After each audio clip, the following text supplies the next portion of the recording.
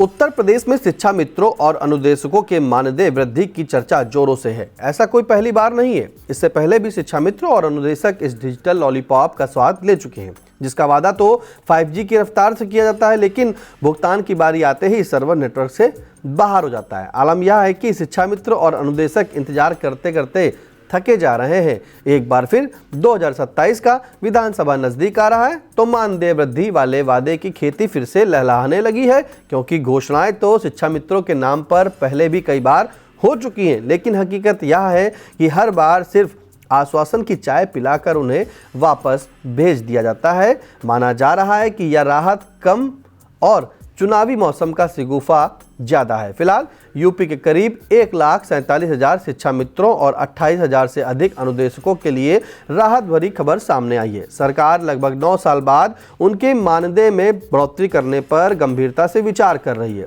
सूत्रों के अनुसार मानदेय बढ़ाने को लेकर सैद्धांतिक सहमति बन चुकी है और अब अंतिम निर्णय बजट प्रावधानों को ध्यान में रखते हुए लिया जाएगा। चर्चा है कि प्रतिमाह कम से कम 2,000 रुपए की वृद्धि की जा सकती है, लेकिन इससे अधिक बढ़ोतरी की संभावना भी इनकार नहीं किया जा रहा। नमस्कार, आप देख रहे हैं आई इंडिया और मैं हूं आपके साथ निशांत गुप्ता।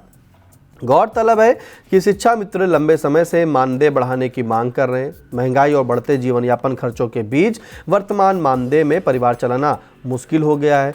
शिक्षा मित्रों का कहना है कि वे वर्षों से प्राथमिक विद्यालयों में बच्चों को शिक्षा देने का महत्वपूर्ण दायित्व भी निभा रहे हैं, लेकिन आर्थिक स्थिति अब भी संतोषजनक नहीं है। भाजपा ने वर्ष 2017 के विधानसभा चुनाव के संकल्प पत्र में शिक्षा मित्रों की समस्याओं का विधिक समाधान करने का वादा किया था।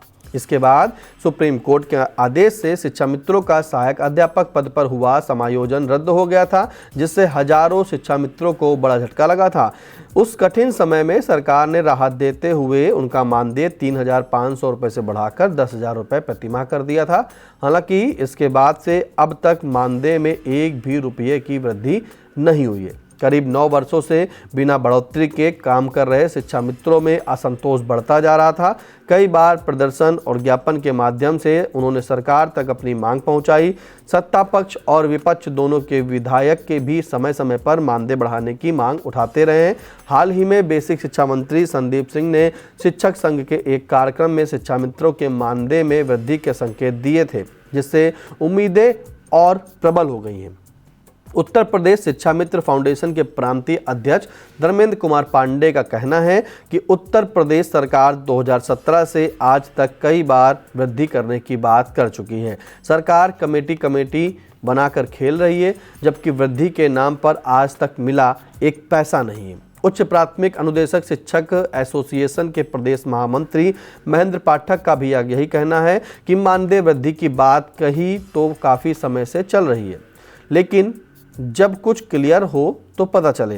अनुदेशकों को मौजूदा समय 9,000 रुपये प्रतिमाह मिल रहे हैं। बहरहाल यदि सरकार मानदेय वृद्धि पर मुहर लगाती है तो यह फैसला प्रदेश के लाखों शिक्षा मित्रों और अनुदेशकों के लिए किसी बड़ी राहत से कम नहीं होगा। इससे न सिर्फ उनकी आर्थिक स्थिति मजबूत होगी, बल्कि वर्षों से चली आ रही उपेक्षा और असंतोष भी दूर होगा। बेहतर मानदेय मिलने से उनका मनोबल बढ़ेगा, जिससे वे और अधिक समर्पण व ऊर्जा के साथ बच्चों को गुणवत्तापूर्ण शिक्षा दे सकेंगे। अब सभी की निगाहें सरकार के अंतिम निर्णय पर टिकी हैं, क्योंकि यह कदम शिक्षा व्यवस्था को मजबूत करने के साथ शिक्षा मित्रों के सम्मान और भविष्य की सुरक्षा सुनिश्चित करने की दिशा में मील का पत्थर साबित हो सकता है। आपके लिए स्क्रिप्ट लिखी थी हमारे संवाददाता अविनाश चंद्र मिश्रा ने और कैमरे के पीछे अनुराग पांडे।